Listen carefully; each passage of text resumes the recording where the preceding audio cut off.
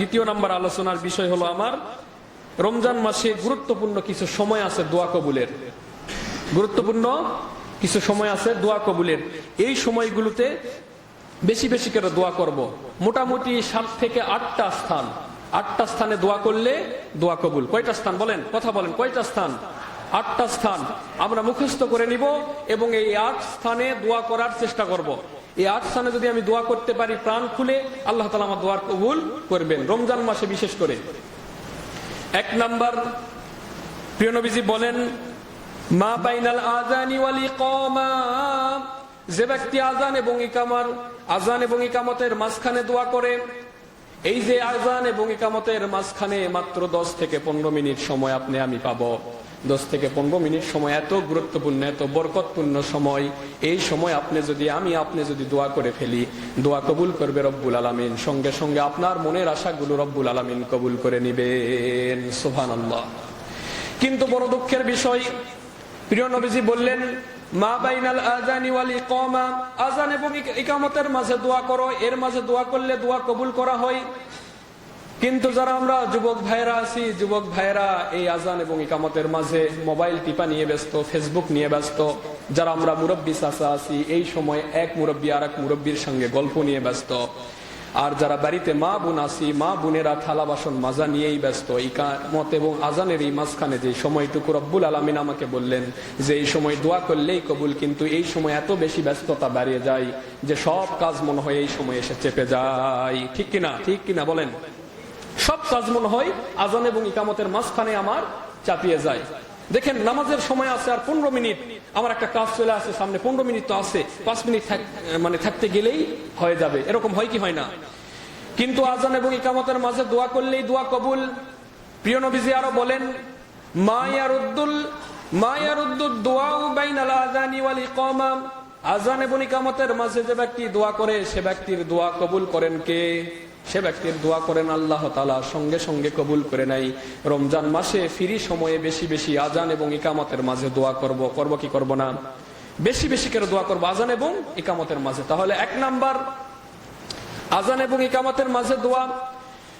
2 number, দুবুরু কুল্লি সালাতি মাকতুবা, 5 ওয়াক্ত নামাজের মাঝে দোয়া। দুবুরু কুল্লি সালাতি মাকতুবা, 5 ওয়াক্ত নামাজের মাঝে দোয়া। 5 ওয়াক্ত নামাজের যে সময়টুকু আছে এই সময়ের মধ্যে যদি দোয়া করি, দোয়া কবুল করবেন কে?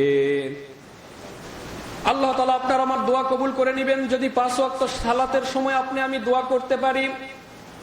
তাহলে 2 নাম্বার পাইলাম আযান এবং ইকামত, 1 নাম্বার পাইলাম আযান এবং ইকামতের মাঝে, 2 নাম্বার পাইলাম 5 ওয়াক্ত নামাজের মাঝে, 3 নাম্বার হলো 2 সেজদা, সেজদার মধ্যে যদি আমি দোয়া করতে পারি। 3 নাম্বার, যদি আমি সেজদার মাঝে দোয়া করি, দোয়াগুলো সঙ্গে সঙ্গে কবুল করবেন আল্লাহ তাআলা।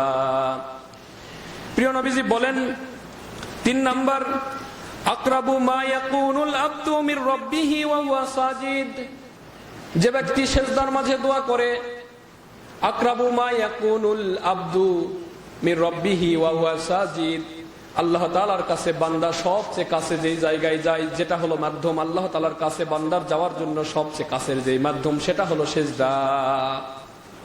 বান্দা সবচেয়ে আল্লাহ তাআলার কাছে চলে যায় কখন?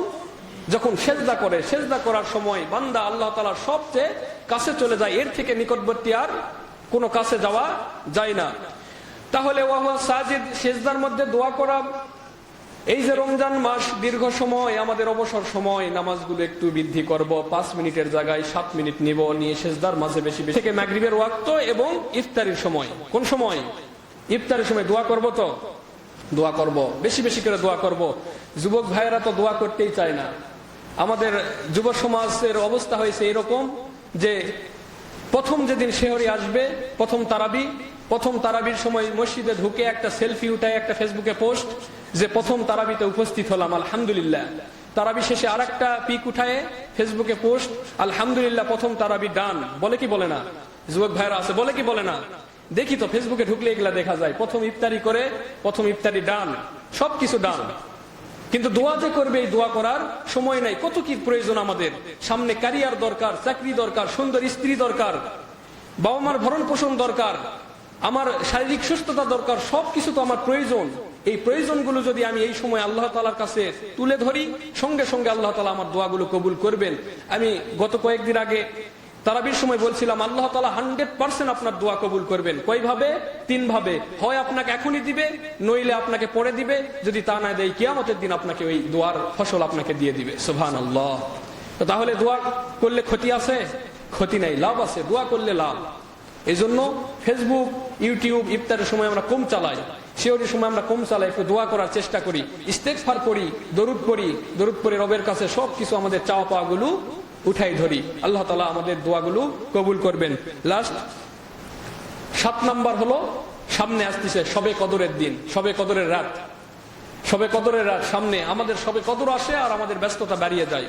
মার্কেট করা, ওটা কিনা সেটা কিনা, এত ব্যস্ততা বাড়িয়ে যায় যে যেই সময় আমাদের ইবাদত করতে হবে সেই সময় আমরা ইবাদত করার ফুরসতটুকুও পাই নাই, এমন আমাদের ব্যস্ততা বাড়িয়ে যায়।